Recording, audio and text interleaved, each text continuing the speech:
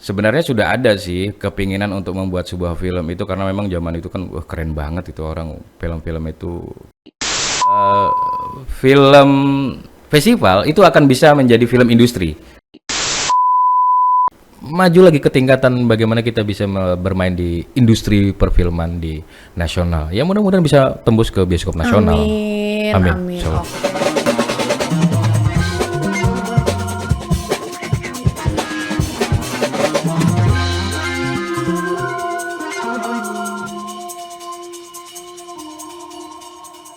Halo teman-teman semua, tentunya kita balik lagi di podcast Too Much Studio penuh manfaat. Selalu ya rame ya kita di sini ya, karena sudah sarapan, sudah ngopi juga, Mas sudah ya? Oh iya, sebentar ini jangan di-spill dulu. Seperti biasa ya, kalau di Too Much ini selalu ada yang baru. Kita selalu membahas topik yang menarik juga tentunya. Dan kali ini nggak kalah menarik dari yang sebelum-sebelumnya, karena kita membahas tentang dunia perfilman nih. Cucok ya. Langsung aja kita kenalkan di sini ada Kakak Oji. Halo. Om ganteng katanya. Langsung. Alhamdulillah udah ada 3 yang nyebut. Oh begitu. Hari ini baru 3 ya? Hari ini 3, kemarin 2 kalau nggak salah. Oh jadi total ada 5. Alhamdulillah 5, tahun ini 6. Oh. Kok jadi hitung-hitungan ini gimana? Kan udah tambahin 1 Om ganteng ya. Jadi 7 udah ya. Iya, alhamdulillah. Aduh. Nggak bisa melambai ya. Apa kabar Kak Oji? Alhamdulillah baik. Alhamdulillah. Mbak, siapa? Siti. Mbak Siti. Ya alhamdulillah baik Mbak Siti. Ya, Tapi kita jujur kayak saya lupa pura-pura nggak namanya. kenal aja ya, padahal udah kenalan dari segini kayaknya masih ya.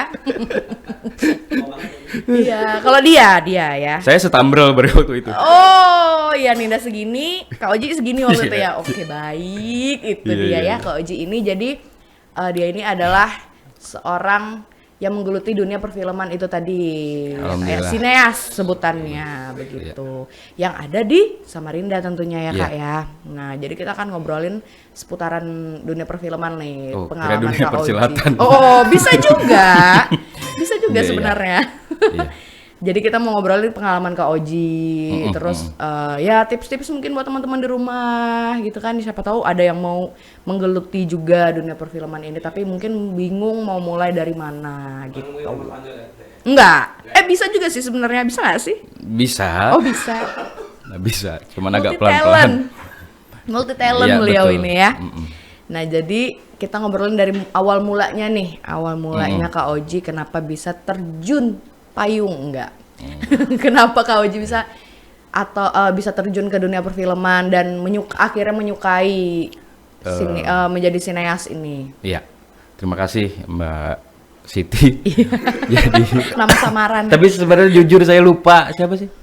Coba kayak mana Siapa Kak? namanya? Lupa.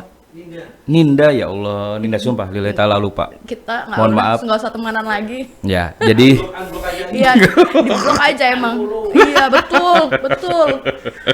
Pokoknya dicari Instagramnya Fatku Rozi, blok. ya nggak gitu.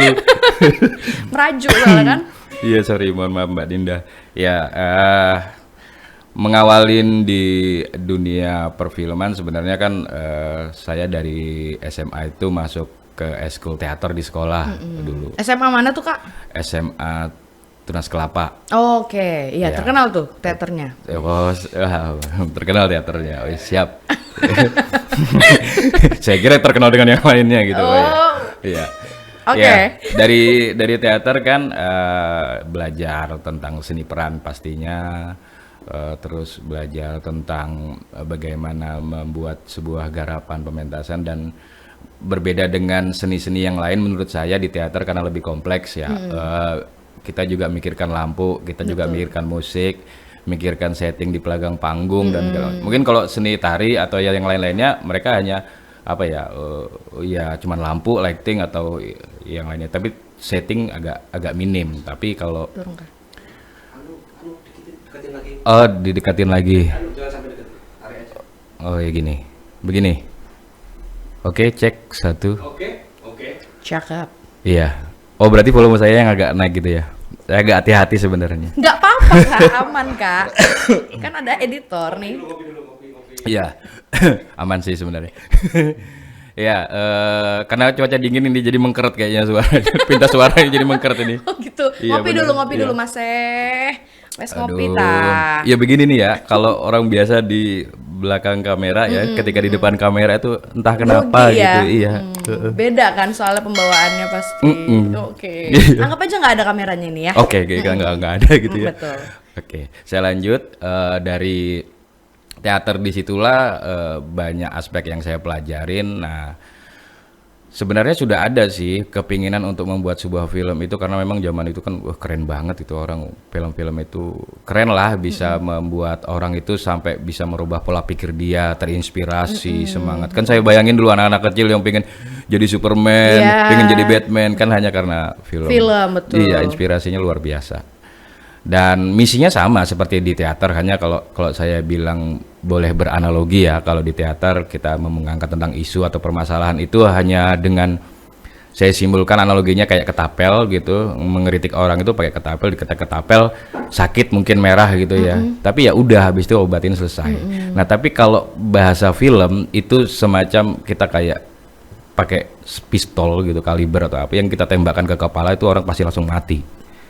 Itu yang saya bilang tadi, bisa film itu bisa merubah pola pikir seorang, tingkah laku Langsung sampai berubah 180 derajat bener, gitu ya. bener. Ada orang yang terinspirasi sampai bisa bunuh orang. Oh. Nah itu, Oh. ya awalnya film itu Bisa jadi dijadikan gitu. seperti itu ya? Iya, iya nanti kita bicara sejarah Iya, film. boleh, boleh. Saya kok kayak anu banget sejarah Nggak film, apa-apa, enggak. boleh dong, sharing buat teman-teman di rumah Iya, kan. pengantar dulu jangan berat-berat.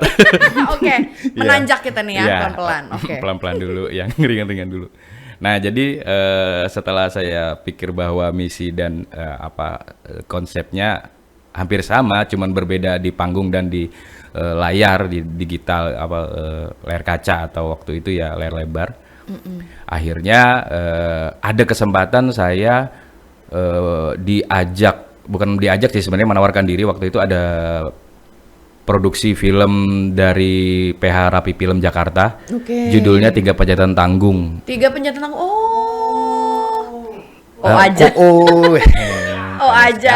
Ayo. Oke. Iya, itu. Kalau Jis maksudnya berkontribusi sebagai apa waktu itu? Nah, waktu itu alhamdulillah saya mengajukan diri dan ada kekosongan tim di sana. Kan mereka dari Jakarta memang sudah bawa tim dan alat dan segala macam untuk memproduksi film layar lebar nih, film bioskop. Judulnya Tiga Penjatan Tanggung, dan waktu itu di departemen artistik. Nah, akhirnya saya sama rekan saya itu mengajukan diri dan diterima untuk magang lah bahasanya di situ, magang di situ ya ikut produksinya karena di artistik tuh memang dari pra juga. Jadi dari sebelum tuh kita mempersiapkan properti, tempat, setting tempat dan segala macam. Ya akhirnya, dan kalau boleh cerita agak panjang boleh nih? kan? Boleh dong. Iya kan nanti kalau kepanjangan diedit ya. Iya nggak apa-apa Iya juga. juga sih. Ya jadi Itu mereka yang gini, ketertarikannya itu karena waktu itu saya menonton film tahunya film itu kalau produksiannya atau behind the scene-nya itu di film-film Jackie Chan zaman itu kan kalau selesai film itu ada tuh behind the scene-nya setelah filmnya. Iya. Itu kan kamera gede-gede tuh ya. Ada 3, ada 4, terus pakai kamera yang siluet masih pakai pita. Film itu kan pita itu ya. Oke, Iya, pakai jadul, masih Jadul analog. banget masih. Iya. Jadi pikiran saya itu seperti itu membuat film karena memang nggak mungkin membuat film itu wah ngeri banget gitu. Nah, di Tiga Penjatan Tanggung itu hanya menggunakan kamera Canon 7D. DSLR. Nah, DSLR, ngerti nggak sih? Tahu. Iya. Tahu. Nah, itu kan kamera foto ya. Betul. Ah, kamera foto, terus yang saya tahu kamera foto memang, cuman ada fitur Iya videonya. videonya, cuman memang ya nggak bisa panjang kan durasinya. Bener sekali. Nah, jadi waktu saya sudah ngeset itu kamera di atas tripod sama ada tambahan lensa sedikit sama beberapa kayak monitor gitu, terus ada pemainnya tuh Ringo, Desta, Dennis. Waktu itu adegannya di dalam pub gitulah ceritanya. Jadi tiba-tiba aja si sutradara oke ready, kamera roll, sound roll, action. Saya ini nyari kameranya. Iya. ini serius layar lebar gitu kan. Saya perhatiin, cuman itu aja Equipment-nya kameranya cuman emang. pakai Canon itu tadi ya, Iya, kamera kamera Canon. kecil kan Betul. anggapan kita waktu itu saya lah ya. Waktu itu buat film itu kan kamera Yang kamera gede-gede yang ya. di gendong di sini ya, Iya, ada yang gitu kan. digendong, ada yang di tripod itu. Wah, pokoknya serem lah. Ini bukan alat ringan, alat berat sudah saya Iya, bilang. iya. Tapi waktu itu ya itu Canon 7D cuma di atas tripod dan Cuman beberapa pegang gini fiturnya. aja kan, pegang lensa tangan baru sebelahnya pegang gini aja kan, Iya. cuma di Jadi wah, gue bilang, ya saya tanya lagi ini film layar lebar, iya, saya pelajarin tuh alat-alatnya. Oh ternyata, nah akhirnya disitulah saya, kayaknya bisa deh buat film karena kamera begini tuh banyak gitu. Di Samarinda tuh dan lebih ada. terjangkau juga kan Iya, daripada waktu itu kamera kan yang besar. Di Samarinda ada karena ada komunitas fotografi yang memang sudah punya kamera DSLR itu gitu. Hanya tambahan-tambahan apa namanya, yaitu apa namanya gear-gearnya itu aja Ya, yang membedakan ya kan. lensa dan Karena lain-lain. video gitu. Kalau orang foto-foto ya paling itu nggak flash dan segala macam Iya. aja. Ya dari situ akhirnya belajar juga dan hanya satu kamera.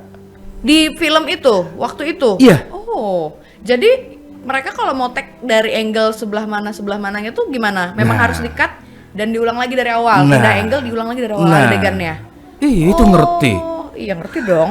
Wow, pinter dia daripada saya. Enggak kan? Kalau biasanya kan kalau kita syuting kan ada kayak gini aja kan ada 3 kamera ya, Iya, gitu kan yang langsung kan standby. ya. Tinggal diarahin aja Tinggal nanti close up, editornya. anunya enak. Kalau Iya. itu bener-bener yang satu Satu aja. doang. Wow. Dan ya itu tadi yang dibilang memang keterbatasan ya, kalau video nggak bisa lama itu sempat terjadi insiden mati kamera itu, jeblok kepanasan, overhead lah bahasanya. Karena cuma satu dipakai Iya. kerja keras ya. Jadi kalau ngambil satu adegan kayak kita gini, dia ngambil bahasa mereka itu cover itu yang ngambil luasnya long shotnya gini, dapat 2 orang gitu. Abis itu udah cut, nanti dianya mau ngambil close up ya diulang lagi dari awal, ngambil close up sana satu lagi, nanti close up sana ngambil ekspresi sini, Iya, responnya sini lagi. Ya jadi apa ya? Memang agak sedikit ribet dalam prosesnya itu agak sedikit panjang, tapi efisiensi mereka karena pemilihan kenapa memakai kamera itu mungkin karena memang dia keluar kota ya, dan waktu itu konsepnya hutan-hutan. Oke. Jadi tidak lebih apa ya? Biar Comfortable. ringkas aja Iya, gitu bahasa ya. kerennya apa Nggak sih? banyak bawaan say. Betul. Iya, dia pakai kamera dan ternyata memang kualitasnya sudah bisa layar lebar gitu dan terbukti udah tayang di bioskop dan di beberapa televisi swasta. Ya lumayan menginspirasi dan Iya. memberi semangat. Jadi gitu. dapat ide dari situ Kak ya. Ya, Bagaimana akhirnya melihat produksinya begitu. saya mencoba diri untuk membuat film lah. Oke, Gitu, dari tertarik. situ jadi awal mulanya nih ya dari Dari- teater, terus berkesempatan untuk bergabung di tim produksi Ya. film ini tadi, belajar juga sekalian dari situ Kak ya. Iya. Saya pelajarin semuanya gimana art bekerja, bagaimana lighting bekerja, bagaimana itu. Yang pasti waktu itu yang saya terus amati adalah sampai ya itu kamera itu. Ini kamera fotografi gitu. Saya cari tuh di anunya itu apa di depan itu kan ada tulisannya. Oh 7D, Canon 7D itu yang saya terus ingat tuh Canon 7D, Canon 7D. Sampai lupa 5D. Ya begitu. Ya akhirnya itu dari kamera itu memang kan modal utama buat film kan. Iya betul. Kalau Kamera. nggak didokumentasikan nggak jadi film dong. Iya betul. Oke. Iya. Kalau misalkan itu kan berarti awal mulanya kakak ini kan sebagai pemain ya, yang bermain di depan layar berarti harusnya kan karena teater itu tadi. Iya. Nah, Iya. jadi pindah nih, Iya. pindah ke belakang layar Iya. jadi jatuhnya ya setelah terinspirasi dari produksian, melihat produksian film ini tadi gitu Kak ya. Nah, sepanjangan kakak menjadi sineas ini kan pasti banyak dong referensi film-film gitu kan, nonton film atau mungkin cari inspirasi lain Oh, gitu. Ada nggak kakak punya satu atau beberapa film favorit? Film favorit sampai detik ini mungkin yang memang dekat ya, bukan terlepas daripada ini memang film-film yang memakai latar belakang dimensi hutan dan karena memang kita di Kalimantan ya dekat dengan itu, film yang menginspirasi saya dan pingin juga buat film itu judulnya Apokalipto. Sutradaranya Mel Gibson. Ya, Pakai itu bahasa asli kayak suku sana ya. ya dia mengambil latar belakang suku apa itu namanya ya, Amerika dulu itu Amerika Latin gitu bukan? bukan Aztec ya, semacam Aztec gitu yang masih menyembah matahari dan ya entah itu risetnya tetap pasti dari adanya suku itu, tapi dalam filmnya dibuat fiksi kan. Iya. Tapi secara kultur saya lihat memang film itu juga tidak jauh dari apa peristiwa aslinya. Karena begini, waktu itu saya kan sudah bergerak di audiovisual, saya membuat video-video prewed gitu, terus ada klien itu orang Dayak, dan dia itu juga senang dengan film itu, dan dia menceritakan bahwa suku Dayak dulu juga suku Dayak itu dulu, iya, jadi suku besar itu kadang-kadang juga mendominasi dan mengalahkan suku-suku yang kecil di dalam hutan sana dan segala macam. Konsepnya sama gitu, dan masalah keyakinan dia dengan roh-roh dan segala macam itu, dan menjaga hutan. Berpindah-pindah itu ya sama gitu, sama artinya wah bisa tuh kayaknya kita buat film kayak apa Iya, gitu. dengan ini ya kearifan lokal ya, kita menceritakan. Iya, dan keren. Saya terinspirasi sekali sih dengan. Jadi film favoritnya Kak Oji seperti itu ya, dan pengen ya kayak bikin film yang seperti itu juga karena ya. memungkinkan gitu. Setelah itu kan mungkin saya kenal ya ada Anaconda. Iya. Sebenarnya saya itu kalau secara ini ya memang saya seneng dari kecil tuh kayak robotik gitu. Cowok lah ya, anak cowok itu kan seneng robot, jadi Transformer, Terminator. Iya, saya kayak begitu. Transformer itu yang juga pengen. Tapi kan ekspektasi saya, wah Transformer berat sekali Iya, untuk pakai dibuat. CGI kan soalnya. Ampun. Nah, udah. Oh iya, kalau sutradara favorit yang di Indonesia dulu deh. Siapa nih? Karya-karyanya yang terus terang untuk menginspirasi dan bersemangat untuk berkarya itu Joko Anwar ya. Karena dia berangkat dari film-film pendek horornya dulu. Dia memang identitasnya kayaknya horor banget ya. Buat film apa aja ada horornya. Iya, benar. Iya kan sutradara punya karakter masing-masing ya. Iya. Tapi kalau Joko Anwar spesialis horor sepertinya ya. Iya. Gundala aja saya nonton jadi horor tuh. Padahal film superhero, iya. Dan kalau sutradara yang lainnya ya banyak sih, Riri Reza, saya senang dengan kritik-kritiknya, terus Hanung, ya banyak sih yang tapi kalau jadi mereka punya karakter masing-masing gitu ya.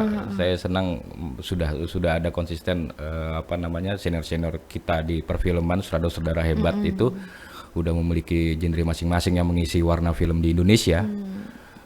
Itu sih. Kalau Kak Oji genrenya apa nih kalau misalkan? Oh iya yang itu. Oke, kita balik lagi nih. Itu tadi yang di Indonesia ada Joko Anwar, ada Hanung, juga ada Riri Riza. Itu Riri Riza yang sutradarain ADC kan ya? Iya, anak Laskar Pelangi. Iya, Laskar Pelangi yang ADC kan. Kalau yang di luar negeri, siapa nih favoritnya? Nah, karena saya belum pernah keluar negeri. Nah, begitu. Sama sih. Luar negeri ke Bengkuring aja. Bengkuring udah jadi luar negeri. Oh, luar ngurus negeri. paspor kepada kita. Iya dong. Oh, pantes itu Lempake juga pengen pemekaran gitu. Iya, betul. Jadi Sempaja itu lampu merahnya perbatasan. Itu. Aduh, iya. Ini ngomong apa sih? Ya kalau di luar negeri yang saya kenal aja ya. Tapi yang membuat saya terkesima itu sebenarnya si Gareth Evans itu yang membuat film Merantau, Drive, dan saya suka action ya, segala buat juga. Terus kalau di luar itu kadang-kadang sutradara tuh mohon maaf ya, bukan membanding-bandingkan, tapi lebih kepada mereka memang punya karakter tapi bisa berpindah-pindah kayak James Wan yang Conjuring, dia bisa ke Fast Furious juga. Dan actionnya tuh jadi serem juga, Aquaman juga. James Wan saya senang sekali. Iya. Wah, keren banget nih orang. Dan ini pendapat pribadi ya, sepanjang film DC yang Ninda suka banget tuh Aquaman sih.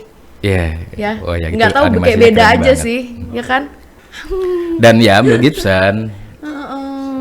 Saya ngelihat dia itu ngederek, jadi kayak memang kalau ya nanti kita bicara masalah skema produksi film ya seperti apa. Kadang-kadang kan ada sutradara, kalau di teater kan sutradara ada Tuhan gitu kan. Sampai sebenarnya kalau di film misi saya itu saya bisa menciptakan dunia saya sendiri gitu. Saya bisa mengatur orang itu jadi jahat jadi baik gitu, kayaknya ya nggak tahu ya itu jadi apa ya, jadi syirik kayaknya ya. Saya jadi Tuhan kayaknya ya. Enggak sih, bukan lebih ke apa opini atau kegelisahan kita tuh bisa kita sampaikan bahwa misalkan koruptor ada dihukum mati ya nggak bisa misalkan di Indonesia gitu kan. Tapi di film kita bisa buat dia harus mati. Tergantung gitu. imajinasi. Ya itu. Gitu kan. Oke. Sih. Kalau kita ngomongin soal karya nih, Kak Oji. Kak Oji kan sudah lama banget nih. Mulai dari kapan sih kakak menggeluti nih dunia perfilman nih? Dari Pejalan Tanggung itu 2010. 2010, sekarang sudah 2024. Iya. Kak, baju yang dipakai sekarang aja 2012 ya. Jadi sengaja saya memakai baju ini walaupun udah buluk ya, udah kuning-kuning. Kenapa tuh, ada story-nya kah, Kak? Ya karena awal mula saya mengikuti sebuah festival film, karya saya judulnya Pisau itu yang masuk 25 besar di nasional dan ketemu sama orang-orang film se-Indonesia Raya. Oh, luar biasa. Seneng banget. Kasih tepuk tangan virtual, guys. Ada yang kayak di itu ya, karaoke itu. Tepuk tangan. Gitu ya. Ada yang suara ketawa juga. Ada suara sapinya dong berarti. Oh iya. Nanti boleh next. Iya. Nah, ini kalau kita ngomongin karya Kak Oji ya sepanjangan dari 2010 nih, pasti sudah banyak banget karya yang Kak Oji buat. Kira-kira yang paling bangga nih Kak Oji present, ada nggak? Iya, ada 2 karya sih. Saya agak bingung kalau harus memilih salah satu. Oke. Memang mengawalin karya film pertama saya itu judulnya Parangmaya memang, dan Parangmaya. itu juga sebuah proyekan yang digagas oleh waktu itu ada majalah Ekspresi Plus Kaltim. Kayaknya Mbak Ninda pernah di kantor itu juga Oh kalau nggak iya. salah, ya Oh PKL. iya lagi. Kan Ilkom ya. Iya betul. Iya. Nah, di situ dia mencoba untuk menawarkan. Sebenarnya itu gayung bersambut dari waktu kepemimpinan Pak Awang Faruk. Waktu itu pingin buat film, statement beliau itu bilang Kalimantan Timur tuh bisa membuat film sekelas Laskar Pelangi, dia bilang seperti itu. Ya sebegitulah, langsung direspon dengan beberapa lembaga dan pihak terkait. Akhirnya salah satu yang memiliki produser saya Ekspresi Puls Kaltim ini juga bergeser, dia ke wakil waktu itu dapat bantuan juga, dan akhirnya dia mencoba memberi naskah dan poster sederhana, dan naskah itu naskah panggung, naskah teater. Ya. Parangmaya itu kan naskahnya Pak almarhum Habul Hasan, wartawan senior. Nah, itu masih naskah teater. Ketika disetujui dan itu diberikan, ya kayaknya sih memang perjalanan saya di film itu lebih kepada dukungan semesta ya, dipertemukan. Dipertemukan semesta. Setelah tadi saya jadi magang di Rapi, kan pengen buat film, tapi kan apalah daya. Iya, Tangan tak mungkin sampai, ingin hati memuluk gunung. Masa sih? Belum aja saat itu mungkin. Iya kan belum ya, nggak ketemu. Waktu itu saya senang di dunia musik, pokoknya kesenian semua saya cobain. Jadi pas musik saya bermain djembe, alat musik djembe itu akhirnya ketemu sama ibu-ibu, ngelatih ibu-ibu djembe, dan ternyata salah satu ibu-ibu itu adalah istri dari si produser itu tadi. Akhirnya dia bercerita, dia pengen buat film ini. Ketemu dong, baru saya cerita, saya udah pernah magang di Rapi Guru Film. Waktu itu kan gagah sekali ya, bangga sekali kita Iya di dong. bidang dulu. Pengalaman luar biasa Iya, soalnya. abis itu jadi apa? Saya jadi tim artnya di situ. Saya buat rumah, jadi buat toilet, buat tangga dan segala macam. Sampean jadi sutradara ya? Hah? Saya kaget. For the first time tuh ya. For the first time. Tadinya saya mau bantu masalah artistik karena Iya. saya suka di artistik. Akhirnya ya nggak apa-apa, ini kesempatan nih. Betul. Ya kan, siapa yang datang-datang mau nyuruh saya jadi sutradara? Siapa saya? Siapa tahu kesempatan nggak datang 2 kali ya, Kak. Bener. Itu dia. Akhirnya ya saya iakan dengan segala ketakutan dan keraguan, Iya. tapi tetap saya iakan. Akhirnya ya dibantu dengan teman-teman, dan referensinya saya copy paste itu gimana kerjanya Rapi Film memproduksi 3 Pejalan Tanggung tuh saya copy paste, tapi ya nggak mungkin jadi paste karena memang timnya waktu itu tidak ada kuliah jurusan perfilman, tidak ada orang-orang basic bisa buat film waktu itu ya. Saya Jadi totally otodidak semuanya nih. otodidak, itu anak-anak majalah, fotografer, Luar biasa, anak-anak oke. wartawan yang saya jadikan kru. Oke. Begitu. Ya itulah akhirnya terjadilah itu film, dan itu karya yang pertama. Itu film Parangmaya tadi tuh Parangmaya, ya. ya, Oke. dia Karya bisa- pertama karya ya, Kak. pertama Parangmaya itu, dan bisa dibilang karena ini by request ya, karena naskah sudah ada. Nah setelah itu saya tertarik karena sudah ada tim, sudah ada punya teman-teman. Akhirnya kalau nggak salah salah satu juga yang pernah ini Apa? kan kenal juga ya Oh, kan, iya. DOP saya kan ya. Kenal. Ya. Ha. Nah itu saya ajak ya kan. Oke.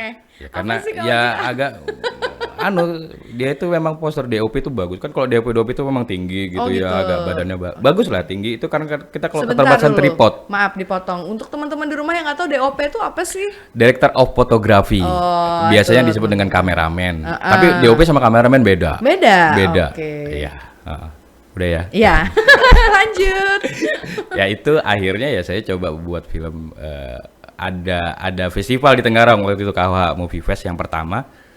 Saya coba ngederek sama dia, ngobrol-ngobrol, cerita apa nih yang unik nih untuk di festival. Akhirnya dapat satu cerita, saya garap sama dia, judulnya Pisau. Pisau. Itu film kedua yang, wah, Pisau itu yang memang agak lebih oke sih. Nah, Pisau ini belum, saya belum mengetahui, hanya mengetahui proses produksi, belum lagi kepada ternyata film festival dan film industri itu berbeda. Oh, Berbeda. kira-kira apa tuh perbedaannya Kak? Bedanya begini, ya jelas yang pasti yang dan umum ya, ketika kita mengikuti sebuah kompetisi di lomba atau di festival, lomba lah bukan festival, festival itu kan perayaan ya. Jadi memang harus film ini bermuatan apa ya, harus ada sesuatu yang bisa dijadikan tolak ukur. Seberapa dalam dianya menginterpretasi dalam naskah dan ceritanya, sebagus apa dia penyampaiannya, sesempurna apa itu kan diukur semua. Nah akhirnya disitulah yang harus konsentrasi si filmmaker ini atau si sineas ini untuk concern di gimana nggodok ceritanya, gimana susunan gambarnya supaya orang itu tidak menganggap bahwa ini hanya sekedar gambar, tapi ada sesuatu, ada arti di dalamnya. Yang itu kan juri pasti ngelihat ke situnya gitu, bukan ngelihat tampilan bagus, keren, lucu itu kan. Nah itu kalau udah bagus, keren, lucu, unik itu mungkin masuk ke ranah industri. Iya, buat ini ya, komersil lah ya. Komersil. Ya, bukan ke idealis, lebih kepada memang ada pengkajian di dalamnya. Jadi setiap film festival itu pasti ada teori-teori. Kalau kuliah di perfilman, kan banyak tuh teori-teori setiap apa namanya di mayornya itu, misalkan kameramen, sutradara dan segala itu ada teori-teori yang dipakai. Ini kamu pakai teori apa? Pakai teorinya siapa dan segala. Ya sama kayak kita Lebih perkuliahan. kompleks dia ya kalau Iya. untuk lomba ini tadi ya. Jadi ada ya teori itu diaplikasikan di dalam lomba itu, dan itu yang diuji karena memang kan pasti juri-jurinya juga berkompeten dan dia tahu tentang perfilman secara akademisi. Teori dan juga prakteknya ini tadi ya juri-jurinya. Jadi pasti itu perbedaannya sih sebenarnya. Tidak melulu film festival itu dibilang film festival itu berat ya, susah dipikir atau kayak sutradara sama Tuhan aja yang tahu, enggak juga. Kadang-kadang seperti itu. Saking mungkin ya waktu itu mungkin yang nonton juga kurang menggeluti juga atau gimana gitu ya. Cuma sebagai masyarakat awam aja. Karena kebanyakan memang pemakaian simbol-simbol dan segala macam ya. Karena dia tidak bisa digelontorkan secara langsung begitu doang gitu. Tapi ada juga yang secara langsung. Cuman ya tinggal teknik. Nanti bicara teknik, bicara kedalaman cerita, gagasan, ketajaman gagasan dan segala macam. Ya itu yang membedakan antara film festival dan industri. Kalau film industri ya dia lebih mengutamakan gimana caranya film ini laku. Iya, betul. Laku harus semua orang suka. Mayoritas kalau bisa suka. Nah, gimana kita memang nggak bisa membuat semua orang suka, tapi gimana rata-rata orang suka ya kegembiraan, keseruan, keren dan segala macam. Itu yang ada di film-film industri. Industri, betul. Mirip kayak musisi. Musisi. Tadi itu kalau dia bisa musik klasik, otomatis kalau musik modern dia gampang. Apakah sinias itu dia kalau bisa masuk ke festival, dia akan gampang masuk ke film industri? Nah, iya. Kalau boleh saya bilang sederhananya akan mudah memang, akan gampang dan akan berpotensi karena begini. Film festival itu akan bisa menjadi film industri. Tapi kalau film industri itu sudah pasti tidak bisa dimasuk ke ranah festival. Tidak segampang itu karena lebih kompleks ini tadi Betul, ya penilaiannya ya. Jadi, mohon maaf itu ada apa ya marah-marah? Kucing tadi, kucing. Oke, oh kucingnya bisa buka pintu ya? Keren, dilatih emang ya. Hebat ya. Oke lanjut Kak, biarkan aja kucingnya ya. Ya itu tadi, kalau misalkan berangkat mengawalin sebuah dari hobi dengan film, mengawalinya dari festival, saya rasa untuk ke industri juga akan mudah gitu. Tapi akan terbata-bata ketika lahirnya sudah mulai dari industri. Dari industri mau ke festival ya, gitu ya. agak belajar lagi soalnya kan lebih karena dalam. ya penilaian dan unsur-unsur di dalam filmnya itu juga lebih kompleks, Iya. lebih detail ya. Secara harus ya praktek cara shoot gambarnya mungkin dan Iya. juga harus menerapkan teori-teori itu tadi ya Kak. Ya itu asumsi saya Iya. sampai sementara, tapi tidak tahu yang di luar sana menanggapi seperti apa perbedaan. Tapi yang saya tangkap itu karena ada yang hanya sederhana saja, ada satu shoot yang lama aja terus luas gambar long shoot lama aja. Ini kan orang jadi bingung nih apa yang mau dia ini. Nah, tapi kalau di festival dia akan membaca ada yang namanya miss and scene di dalam sebuah frame itu yang semua tuh tertangkap oleh kamera dan itu informasi semua. Dan ketika masa di festival, ketika ada gambar shot satu shot aja lama terus akhirnya kan kita meneliti nih apa yang Iya, mau iya, yang disampaikan dengan disampaikan, film betul, ini. heeh. Tidak hanya sekedar Maksudnya gambar apa ini. nih, Iya. heeh. Nah, tapi kalau di industri hanya gambar luas saja. Oh, ini berarti keterangan tempat saja. Sebentar 2 detik, 3 detik atau 5 detik itu udah langsung ganti, berarti ada pemain di situ gitu. Tapi kalau di festival lama terus baru ada orang yang, nah itu juga ada something yang diinformasikan, hanya bukan sekedar establish gambar di pengantar sebelum masuk ke gambar close up dan segala macam. Oh, ada pesan tersirat gitu Nah, ya. mulai cerdas sekarang, alhamdulillah. Kan Amin. udah dari dulu. Oh iya, lupa.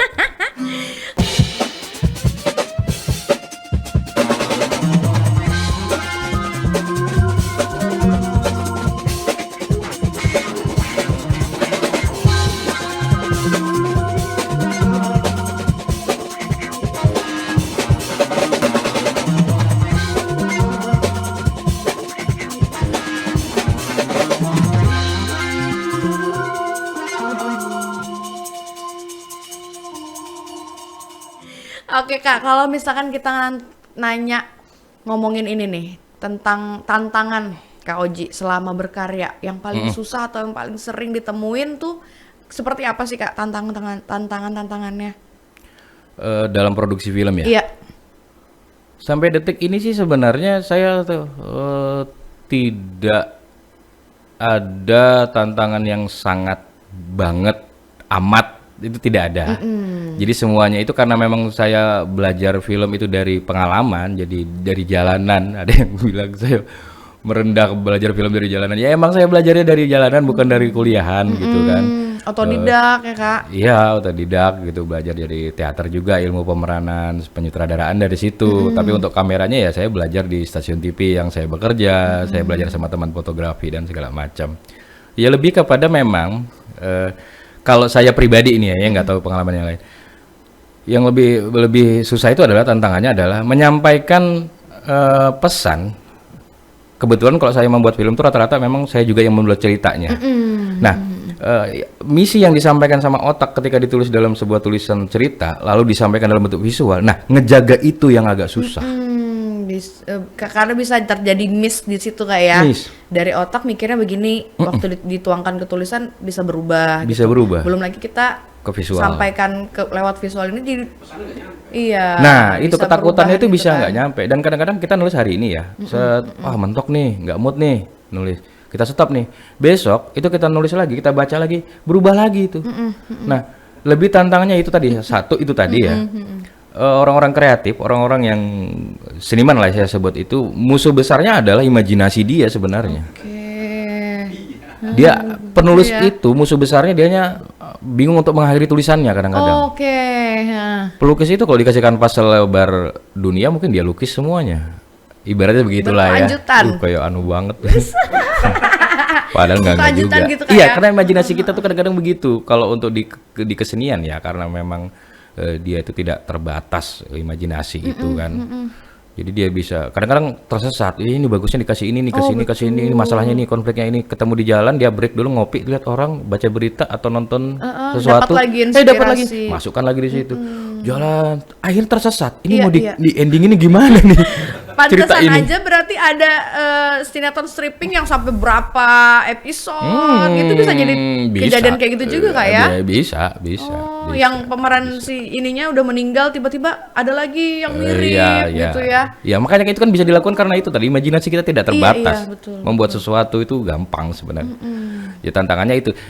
Kenapa saya bilang tantangan? Karena kenapa saya bilang itu sebuah permasalahan? Karena itu harus dijaga. Kalau kita ini ya itu tadi kita nggak akan sampai. Saya ingin menyampaikan. Jadi ada salah satu, saya boleh ambil satu kasus ya. Boleh. Saya waktu itu jadi juri di LA Indie Movie. Nggak boleh nyebutin itu ya? Boleh nggak? Boleh. Oh ya, itu dia yang buat festival film. Terus ada salah satu peserta, saya tonton filmnya, judulnya Maling Kundang Borneo. Oke. Saya sudah selesai nonton filmnya, terus selesai, terus dia menjelaskan, dia jelaskan tak sampai maksud dan tujuan itu film. Selesai, terus kita coba kasih komentar dengan karyanya. Saya bilang ya, saya dari dulu memang beranggapan bahwa film itu menceritakan dirinya sendiri. Jadi ketika film itu lantas kita jelas karena dijelaskan sama sutradaranya, saya bilang Anda sudah gagal dalam membuat film, dalam memvisualkan gagasan. Karena karya itu dia akan menceritakan dirinya sendiri. Jadi nggak perlu lagi kita jelasin. Iya. Gitu. Kalau dia masih dibantu dijelaskan oleh sang kreator ya, sutradaranya atau penulisnya, ya berarti itu tadi dia ada gagal. Visualnya nggak sampai berarti Itu tadi ya. dia gagal dari tulisan ke visual ya. Karena Iya, memang ngejaga itu agak susah menurut saya. Jadi miskomunikasi. Sebenarnya ada dia miss di situ menghantar itu memang beda ya. Kita ini tulisan ke imajinasi kita ditulisan di otak kita, ketika di visual ya kalau ketemu aktor yang oke jadi oke, tapi Dapet ketemu gitu ya. dari lokasi yang oke jadi oke, tapi lokasi yang tidak pas, aktor yang tidak tepat atau adegan-adegan yang agak kurang dan segala macam permasalahan di lapangan, itu akan juga bingung nanti akan mengemas film ini, loh kok jadi begini ya.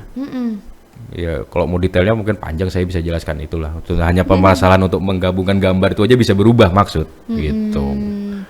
Ya nggak sih? Lumayan Ya ini mudah-mudahan. detail gitu ya. Nah Kak, kalau misalkan Kakak kan pertama kali ngelihat atau pengalaman pertama Kakak nih diterjun ke dunia perfilman ini kan menggunakan kamera Canon itu tadi ya, yang kamera DSLR. Iya, gitu, DSLR yang 7D. mind blowing gitu kan. Ceritanya Iya. Kakak kan biasanya ngelihat pakai kamera besar, tiba-tiba nih mengecil kameranya. Nah kalau di zaman sekarang kan banyak orang-orang yang menggunakan handphone. Ya. Lebih ya. simpel lagi Kak, Bener. lebih apa ya, lebih compact lagi gitu Ya. lah ya, nggak Ya. pakai kamera besar lagi gitu. Padahal bukan DSLR nih, cuman smartphone. Yes. Nah itu gimana tuh menurut Kak Oji? Ya, kalau kita kembali ke dasarnya memang pembuatan produk audiovisual apapun itu ya, seperti film, iklan, sinetron dan ya produk audiovisual lah. Memang modal utama untuk membuat karya produk audiovisual itu adalah kamera. Kalau bicara tentang kamera handphone bisa, kamera CCTV bisa. Kamera apalagi yang tidak kamera apa namanya tuh ya, kalau yang di motor itu kamera action itu action cam itu. Action cam. Nah, itu juga bisa. Drone sudah ada kameranya bisa. Pakai laptop aja ada kameranya bisa. Iya, Bisa. bisa. Dan segala macam. Sudah ada tuh layar lebarnya yang cuma pakai kamera. Iya dan segala ada. macam. Searching Dan- apa? Iya, searching, nyari anaknya itu ya.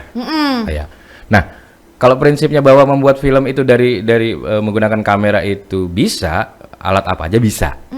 Nah, sekarang pertanyaannya adalah film ini menurut saya lagi ya, mudah-mudahan saya salah.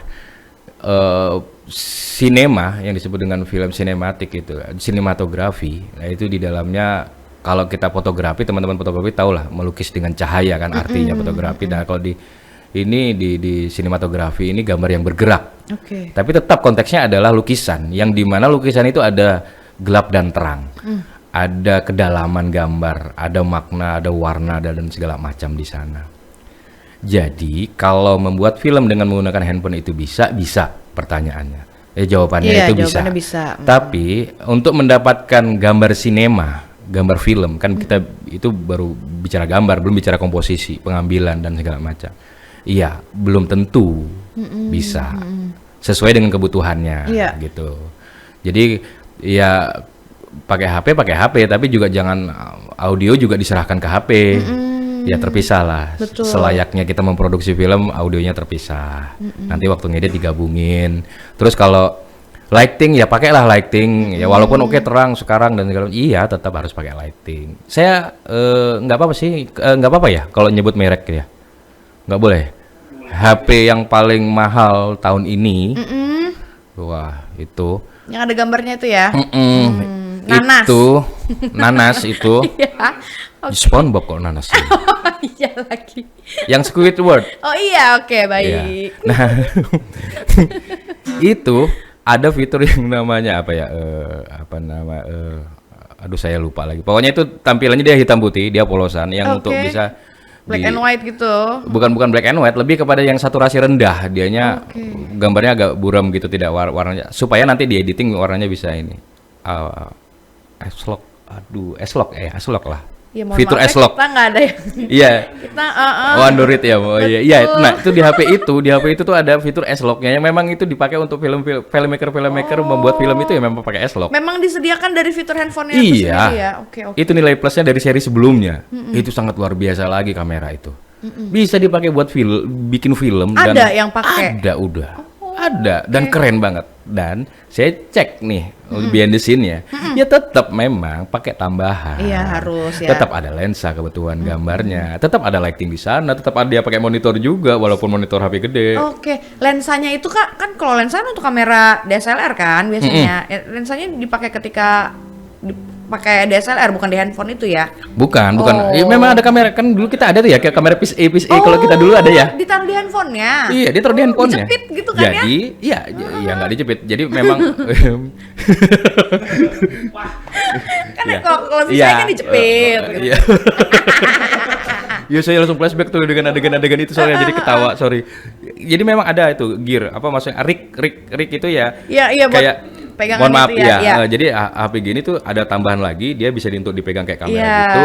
Terus ada tempat Buat stabilizernya lensa. kan. Iya, ada tempat lensanya. Nah, tempat lensa tambahannya ada lagi. Itu bisa dipakai di situ lensa tambahannya. Nah, ini ada colokan untuk ke monitor lagi. Ini ada pegangannya. Ya, terus ada penutup lensanya itu supaya nggak silau apa namanya roll atau flare Bocor di cahaya ya, gitu bocor ya. cahaya itu. Oh. Segitunya Iya. handphone baru bisa dijadikan produk sinema. Bicara masalah film, beda dengan produk lain ya, video atau apa sketsa atau apa ya beda. Kalau bicara film ya harus sinematografinya yang harus ada the five sinematografi namanya, tapi jangan banyak-banyak. Nanti saya terlalu panjang lebar bahaya. Enggak Iya, juga. Itu. Jadi kalau memang untuk memulai sesuatu menciptakan itu dengan kamera saya bisa. Kalau untuk semangat untuk membuat ya coba aja dulu. Cuman ya memang harus dipelajarin ya. Kita bisa bedakan kok gambar-gambar sinetron seperti apa, Iya. FTV seperti apa, Betul. Dan film. sketsa dan film seperti apa gitu. Kan ukuran dari frame-nya juga beda, menjadi beda. Nah, belajar dulu komposisi film seperti. Kadang-kadang ada orang menganggap, "Oh, aku buat film." Tapi kok yang saya tangkap ini video karena nggak ada gambar film. Apa cinema ada, picture-nya itu iya. nggak iya. Jadi close up pun Iya, nggak ada. jadi close up pun dalam film itu ya tidak sekedar close up Iya. gitu. Ada ukuran yang Nggak usah gitu, warnanya aja bisa beda Nah, ya kak gini ya. Kalau saya lebih konsen ke komposisi memang. Karena kalau warna tuh udah sekarang tuh mau diwarnain. Karena gini ada wedding cinematic Iya. secara sinematik warna dan segala macam udah ya. Terus dengan ada anamorfiknya itu yang scale gitu dipotong itunya jadi kelihatan kayak sinematik jadi lebar dan segala macam dibilang itu film. Iya, ilmu yang dipakai memang film, tapi produknya kan bukan produk film. Iya, betul. Warna yang dipakai dia yang niru film. Jadi sebenarnya film itu saya bisa coba pastikan dia itu adalah induk dari produknya audiovisual sekarang gitu. Karena lebih kompleks dia bicara masalah adegan, bicara segala macam. Ya bedanya film dan video apa ya kan kita bisa bedain juga gitu loh. Oke. Kalau Kak Oji sendiri memandang atau menilai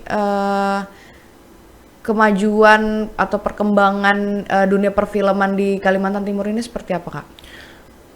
Di yang saya rasakan ya, belum tentu sama dengan teman-teman rasakan atau orang-orang lain rasakan di Kalimantan Timur atau di Samarinda lah khususnya tempat saya. Itu di tahun 2021 ke atas itu sudah mulai melesat. Apalagi setelah pandemi. Karena semua orang sadar akhirnya membuat laporan dan segala macam dalam bentuk audiovisual. Orang di mana-mana zoom waktu pandemi ya kan. Semua paham tentang kamera, semua tahu dengan pengambilan gambar, udah bicara depan kamera udah pada berani dan segala macam. Nah, memang dampak positif dari pandemi itu akhirnya juga orang sadar gitu. Dan teknologi jadi berkembang. Teknologi dari mungkin saya bicara tadi ya menyambung tentang CinemaScope tadi maksudnya CinemaScope yang anamorphic. Kenapa sih layar di bioskop itu ngelebar gitu ya kan? Besar gitu ya. Jadi setiap video yang kita buat film gitu kita potong gitu, yang nggak begitu gitu. Ada maksud dan tujuannya. Sebenarnya perkembangan itu yang saya ketahui, ya nggak tahu ya sebenarnya seperti apa. Tapi memang dulu film pertama kali itu yang sebagai dibilang bahan alat propaganda dan segala macam. Dulu nggak ada audionya, hanya gambar doang hitam putih. Charlie Chaplin itu kan? Yes. Nah, jadi setelah perkembangan audio kan dulu film cuman TV itu cuman 4:3 ya di rumah itu ya, cuman kotak gitu. Iya, Nah, nggak ada warnanya iya, lagi. karena kan memang masih mono audio yang nah setelah audio ditemukan di dalam satu sumber dia jadi mono itu, nah akhirnya ruang segitu tuh cukup gitu. Terus berkembang lagi jadi 16:9 agak lebar lagi. TV-TV sekarang kayak seperti ini, akhirnya dia bisa stereo, ada 2, ada kanan kiri. Nah, kenapa di sinema itu yang biasa kita sebelum sebelum nonton tuh ada yang surround. Iya, dia kan jalan tuh. Hmm. Dari sebelah sini dulu pindah ke sebelah Itu sini. audio Ya. surround, audio surround itu 7.1. Nah, itu sumber suara sudah 7.1 ya, 8 sumber suara akhirnya yang dimunculkan dari sebuah produk audiovisual. Kanan kiri itu ada. Nah, itulah yang menjadi perkembangan film di bioskop itu jadi melebar gambarnya. Lebih-lebih kepada kemajuan teknologi. Bukan asal gambar dikasih nomor pick udah film, enggak. Sinematografinya enggak apa. Iya, Enggak, sinematografi. bukan estetis dan Iya. ya nggak apa-apa sih, sah aja. Sebenarnya mau nanya, Apa tuh, Kak? komunitas film di Kaltim? Nah, komunitas film di Kaltim seperti Ya, alhamdulillah. Tadi menyambung itu tadi ya, perkembangan perfilman dan dari yang saya rasakan 2021 udah ke atas itu sampai sekarang itu alhamdulillah secara ininya sudah banyak bermunculan. Saya dulu Samarinda Indie Movie, komunitas saya, alhamdulillah sekarang sudah tinggal saya sendiri anggotanya dan saya sendiri pada ketuanya. kemana tuh yang lain? Udah pada kawin, Oh, udah pada kerja ya, udah pada ini ya udah. sibuk dengan kegiatan masing-masing. Iya gitu. Jadi udah susah juga waktu itu. Dan sekarang tuh banyak alat penyewaan alat dan segala macam fasilitas didukung lagi dengan ada perguruan tinggi yang jurusan perfilman waktu itu di Tenggarong, ISBI. Nah, itu alhamdulillah dia akan melahirkan kader orang-orang film secara akademisi dan mereka. Menurut saya saat ini tuh ekosistemnya sudah terbangun. Sudah terbangun, sudah bagus, tinggal dijaga. Yang namanya kalau menganalogikan orang melahirkan itu memang sakitnya pertama ya melahirkan, tapi ngerawatnya itu juga lebih sakit sebenarnya. Ngejaga itu agar tetap bisa tumbuh dan berkembang. Salah-salah kalau misalkan ini bisa stunting gitu. Kekurangan gizi ya kan. Iya, iya. Gitu. Kalau Kak Oji melihat potensi perfilman di Kalimantan Timur ini gimana Kak? Kira-kira bisa nggak sampai ke nasional mungkin, atau ya kayaknya susah ya gitu, mau diapain aja pasti kayaknya stuck aja deh gitu. Gimana tuh menurut Kak Oji? Saya bisa pastikan dan insya Allah dengan kesadaran yang sesadar-sadarnya.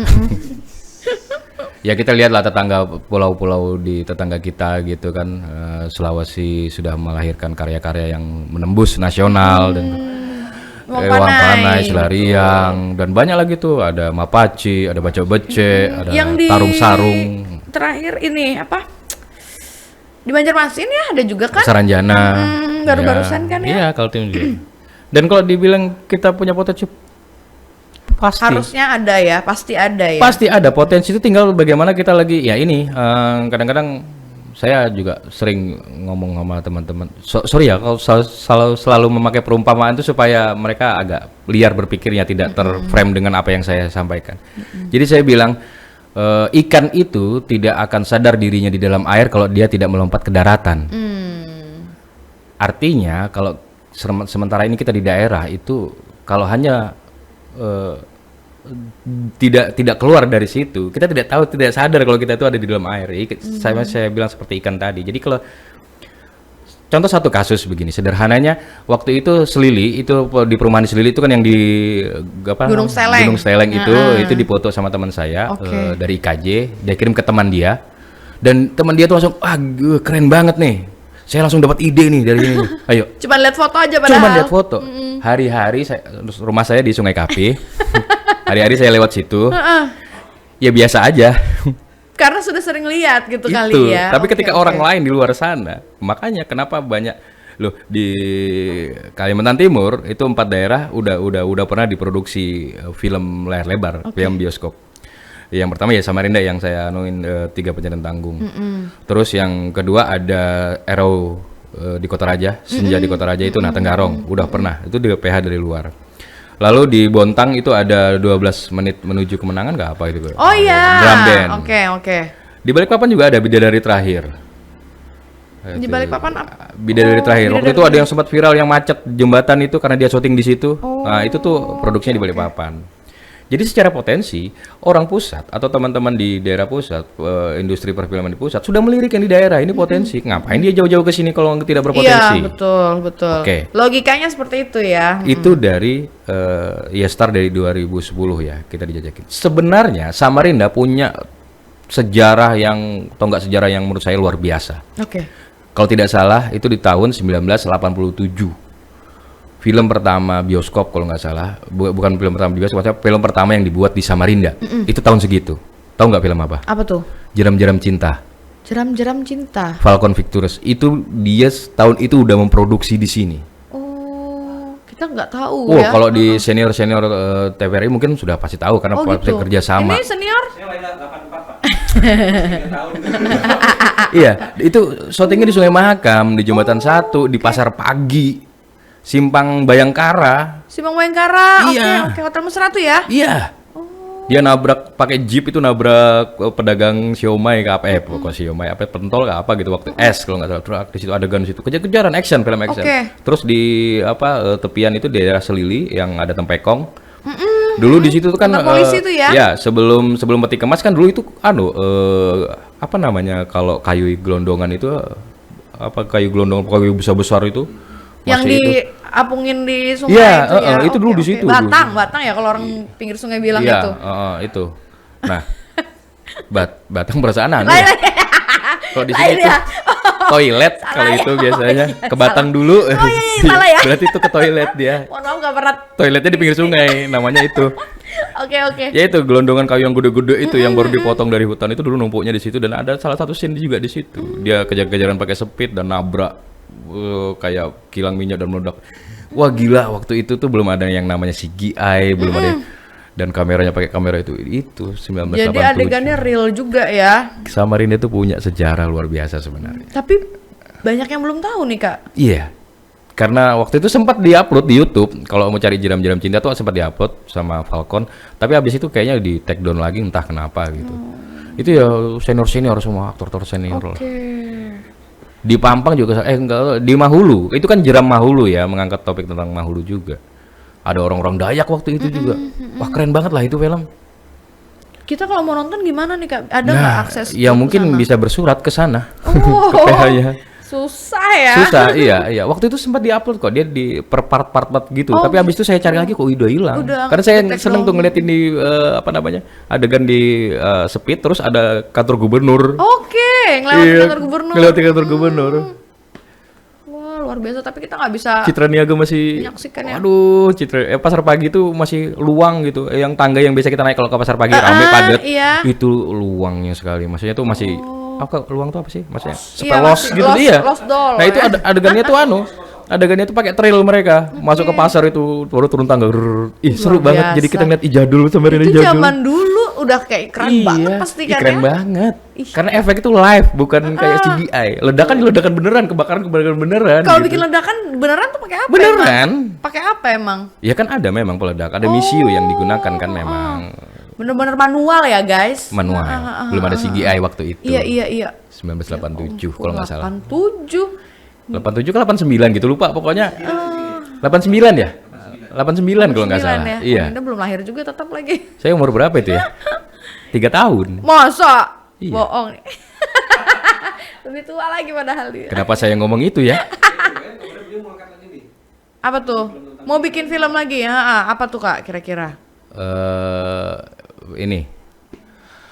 Saya memang punya niatan itu berhubungan dengan tadi namanya potensi ya. Karena saya melihat potensi itu akhirnya saya memutuskan untuk saya lahir mengawalin perfilman itu memang di festival-festival. Mengikuti festival-festival, membuat proyek-proyek dan segala macam. Dan sampai detik ini ya berhubungan juga dengan perkembangan ekosistem perfilman di Samarinda sudah oke banget nih. Anak-anaknya ada semua, tim-timnya ada, kru-krunya ada, alat-alat penyewaan lengkap semua. Akhirnya saya memutuskan untuk meniatkan insya Allah di 2025 kalau tidak ada halangan dan semesta mendukung, saya coba membuat gagasan pembuatan film layar lebar, film bioskop. Itu di 2025 produksi. 2025 ya. Dan tapi dari sekarang tuh memang udah prepare karena Ya. saya juga ya karena kita di daerah ini pasti akan telat untuk belajar dengan pusat yang udah industrinya terbangun. Iya. Nah, kita juga melirik di teman-teman di Sulawesi dan ini. Ya harus dicoba karena ini belum ada gitu. Betul. Saya bukan mau banggakan diri jadi pioner atau apa enggak. Saya cuma pengen mau buka pintu gerbang industri perfilman sama seperti kasus di Sulawesi, Uang Panai dan Silarang itu kan dia membuka gerbang itu akhirnya kan perfilman di Sulawesi itu kan Mulai berkembang. iya, dan cepat masuk di bioskop tuh bisa diterima Iya, karena iya. udah diuji bahwa orang-orang Makassar, orang Bugis tuh se-Indonesia Raya tuh ada gitu. Jadi di bioskop penuh dan segala macam. Bahkan Pasarnya ada. Ada Pak Andi Harun juga kan ikut berperan di film itu. Iya. Nah, itu wali kota kita lagi ya Iya. kan. Nah, itu akhirnya saya coba harus dijebol dulu. Nah, kemarin teman-teman dari Mahakama Film itu juga sudah membuat sebuah langkah, menurut saya langkah yang luar biasa, langkah besar bukan langkah kecil lagi. Mereka screening film Hantu Banyu yang diproduksi bekerja sama dengan Dinas Pariwisata dengan teman-teman layar Mahakama Film. Di dalam itu ada beberapa komunitas. Itu sudah screening di Segipi. Oke. CGV Plaza Mulia ya? Iya, Gomol. Oh, bukan di sini. Kira di sini. Plaza Mulia kan ganti namanya Gomol. Oh iya. Iya. Oh, saya kira Belum update saya ngejokes tadi kirain ditangkap. Iya, sorry. Oke. Ya itu sama ex Plaza Mulia. Jadi teman-teman sudah screening Oke. kemarin hari Kamis. Dan terlepas dari apapun itu kita sudah berusaha untuk menghadirkan karya kita di layar lebar, artinya layar benar-benar besar dengan standar bioskop itu seperti apa. Oh, ternyata memang jauh sekali masih, tapi nggak masalah, jauh itu bisa dikejar kok gitu. Betul. Yang penting SDM-nya sudah ada, Betul. kita tinggal tahu oh formatnya apa. Oh, ternyata beda format yang diminta. Oh, audionya itu harus begini, yang tadinya cuma stereo ini harus 7 ini gini, kayak itunya. Terus standar warna dan segala macam. Oh, kita ngeliat lagi, kita kalibrasi lagi. Ternyata di layar besar kelihatan banget itu orang pori-pori dan noise di mana-mana dan segala macam. Kebocoran mungkin kan gede ya layar itu ya akhirnya. Ya banyak apa ya. Saya memang tidak terlibat di dalam film itu, tapi saya ikut mempelajarin itu dari cerita teman-teman. Wah, luar biasa. Tapi kita udah bagus nih gitu. Makanya saya lebih yakin lagi. Jadi ketika kemarin itu teman-teman men-screeningkan Hantu Banyu di Segipi, saya lebih bersemangat lagi. Wah, gila. Terus apresiasi penonton juga banyak dan segala macam. Wah, bisa nih, bisa. Itu saya putuskan di 2025 insya Allah saya akan menggarap film bioskop. Iya. Mengambil isu tentang yang pernah viral di tahun-tahun kemarin, tapi saat ini juga masih tetap ya beberapa orang masih tetap stay yang pecinta binatang dan lingkungan. Itu di Bontang ada yang namanya Pak Ambo. Oke. Memiliki berteman atau memang punya hubungan yang spesial dengan seekor buaya. Rizka itu ya. Bener banget. Ya kalau orang hubungannya dengan hewan peliharaan yang Kayak di rumahan mungkin oke ya. kucing, Iya kayak punya kucing, kucing. oke.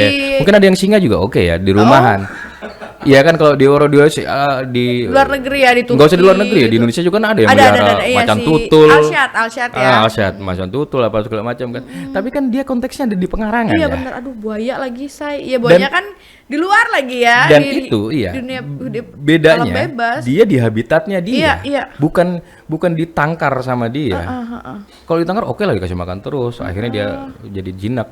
Oke, tapi ketika hewan ini memang di alam liar, tapi bisa nurut, ini kan ada something. Iya, betul. Ada sesuatu yang menarik Iya, saya untuk bener juga. keren nih. Ini bukan hubungan yang biasa-biasa aja Iya, nih. betul.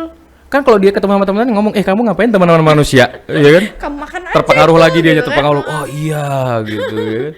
Tapi kalau di penangkaran kan ya udah dia mau ngapain? Dia nggak ketemu temannya, dia nggak ketemu habitatnya, ya dia Sudah jadi terbiasa melihat manusia juga. iya, ya saya kan? ngelihat sekarang konten ada ibu-ibu yang buaya tuh dimainin juga kan. Kan ada tuh nggak yang konten ada yang lihat ramai. lagi, ada, ya Allah. Waduh, itu dimainin kan jadi ya.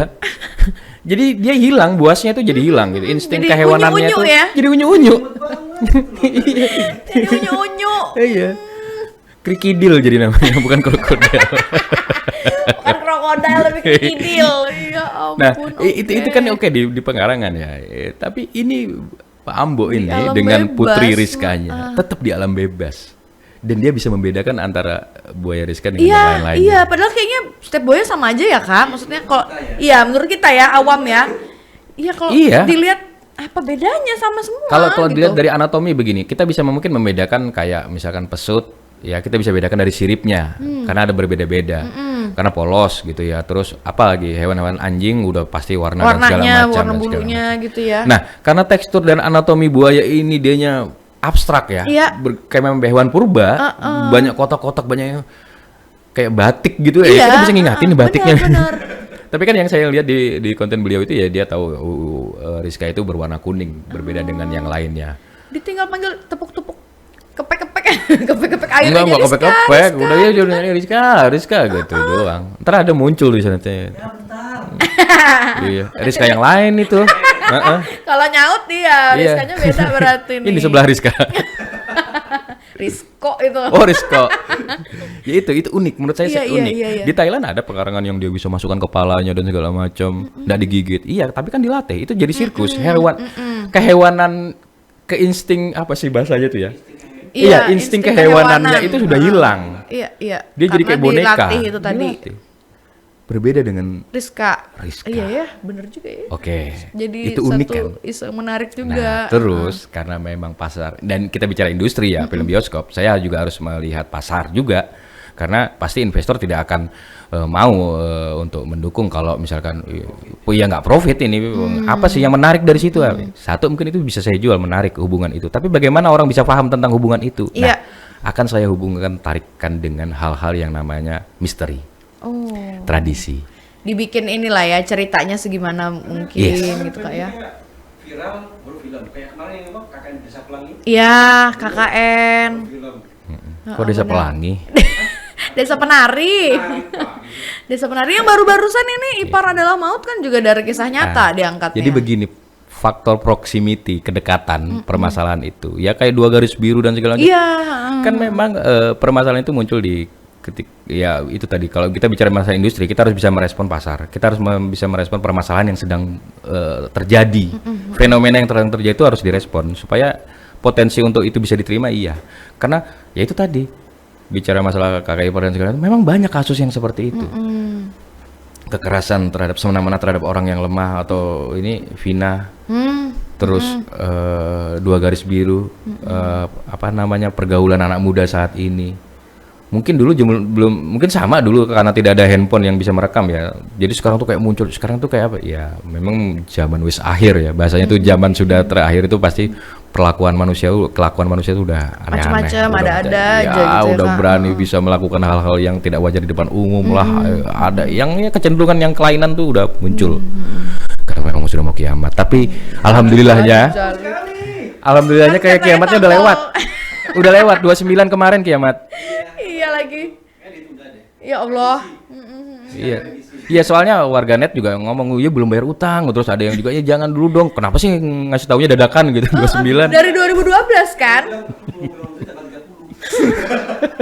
Iya kan dulu isunya dulu awal-awal 2012 Yes, katanya iya. ya kan habis itu itu suku Maya lagi yang ramal. iya, Itu lewat keren. lah 2012. Panjang umur berarti kita nih guys, alhamdulillah ya. Iya. Tapi memang kalau umurnya Apa tuh? enggak 12.000 tahun memang. Umurnya bumi secara 12-nya benar. Gitu. Tapi bisa bercepat itu ya karena manusianya sebenarnya. Stop tambang dan Beda lagi nih nanti. ya itu yang jadi kiamat itu. Iya sih. Memicunya itu. Dan apa? LGBT. Iya. Kan kalau makin rame berarti waduh ini makin cepet nih Iya kiamat nih. Kan tanda-tanda kiamat adalah Itu. salah satunya ya. Iya. Sama perang tuh yang nggak selesai-selesai. Iya. Kalau perang itu selesai, Ya, itu sudah tanda-tandanya. kenapa jadi ke sana? Oke. Oke nih Kak, kalau pesan-pesan buat para sineas di luar sana yang sudah menggeluti juga dunia perfilman seperti Kak Oji atau mungkin yang baru mau mulai tertarik nih mau juga kayak Kak Oji, Oh iya. pesan-pesannya boleh. Oke, ke teman-teman semua yang memang sudah tertarik di dunia film gitu ya, khusus ke film ya, bukan ke konten kreator, ke produk-produk yang lain, tapi kalau khusus ke film, ini adalah momen yang tepat di tahun-tahun ini, itu momen yang tepat sekali dan mungkin kalau teman-teman dan mungkin orang-orang di luar sana tahu tentang industri perfilman itu seperti apa, secara benefit dan keuntungannya, saya rasa mereka akan tertarik untuk masuk ke dalam industri karena cuannya gede. Iya. Cuan. Cuan. Iya. 500.000 penonton aja udah bisa balik modal, Pak. Wow. Dengan produksi ya 2-3 M udah balik modal, udah untung. Itu 500.000 di balik penonton. layar, belum yang di depan layar juga. Itu baru bioskop, belum OTT yang lain, belum di bioskop online di Netflix dan segala macam bisa dijual di sana. Wah. Iya, karena Iya. betul. Ya tapi ya saya bilang itu semacam juga judi ya, bukan judi, maksudnya itu kayak gambling. Gambling, Tapi kalau lihat potensi, wah bisa sebenarnya dengan mekanisme dan trik yang sudah kita pelajari dari film-film yang sudah viral atau film-film yang laku. Ya bisa gitu. Jadi kalau film itu sampai sudah dapat 1 juta penonton, Iya. itu untung gede banget, berkali-kali lipat. 1 juta penonton. Penekanan suaranya langsung beda ya.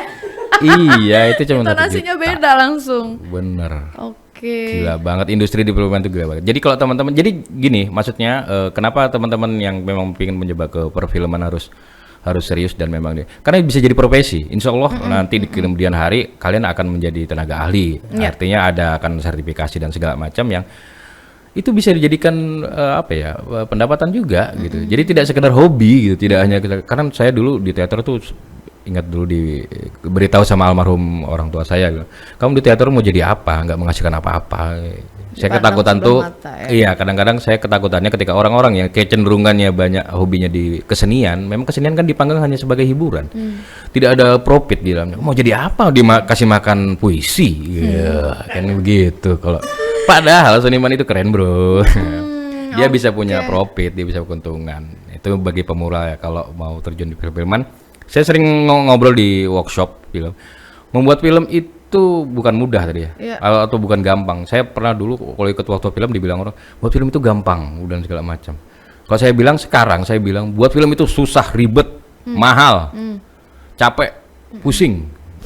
Karena apa? Saya takutnya kalau bilang membuat film itu gampang, nanti kalian akan menggampangkan. Menggampangkan, betul. Itu. Dalam konteks menggampangkan dia, ya udah pakai itu aja ada bisa, udah peran orang tua ganti kamu aja di cat mukanya dan segala. Jangan begitu. Film itu real, bukan teater yang di atas panggung bisa pakai odol putih jadi tua, dicoret-coret jadi tua. Bohong-bohongin nggak boleh ya. Nah, di situ kan ada ilmu yang harus didalamin, gimana cara kita komunikasi cari orang yang lebih tua, ngomong sama orang tua, mau nggak main dari film kami karena memang kebutuhannya orang tua nih. Jadi jangan ada-ada gitu.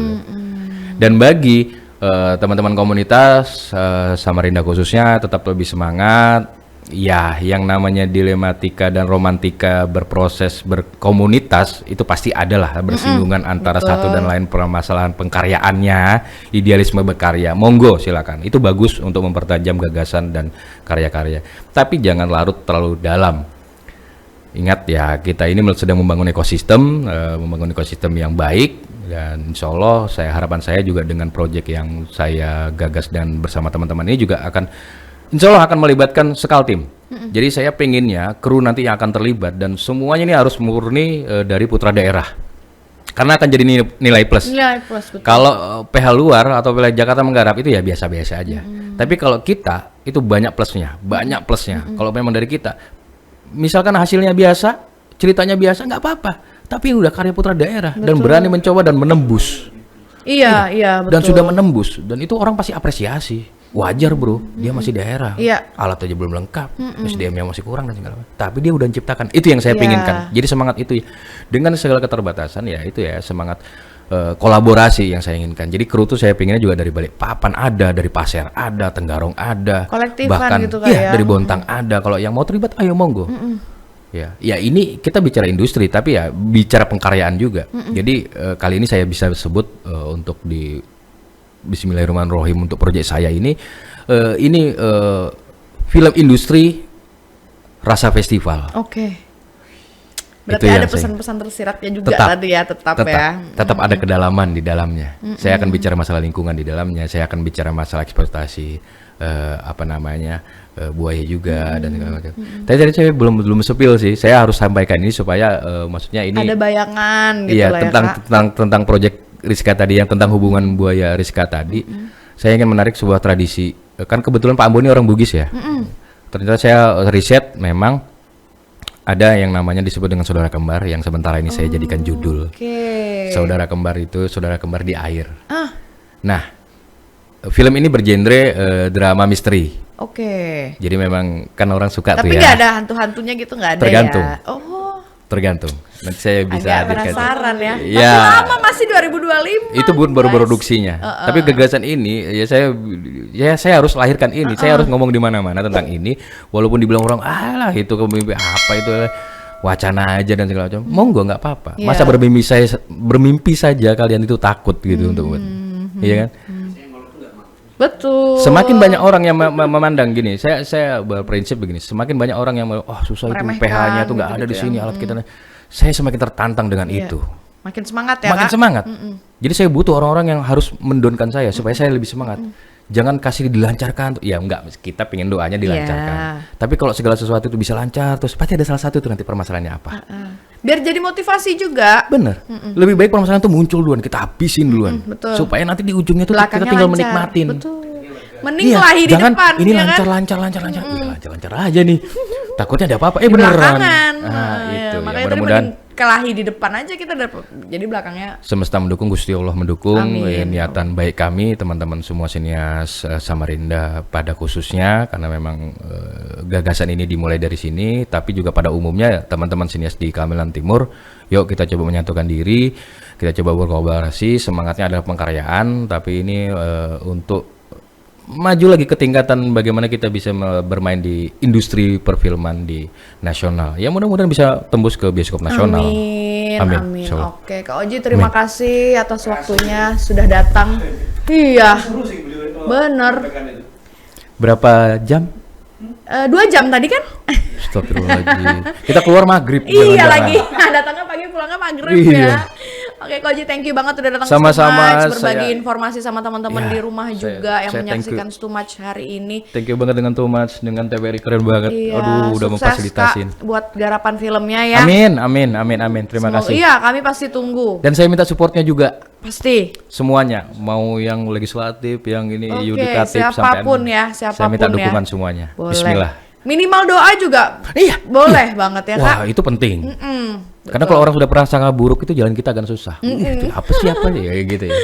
Oke deh, Dijabah. teman-teman di rumah terima kasih juga sudah menyaksikan Stumach. Saksikan terus Stumach di episode selanjutnya. Dadah. Yeah.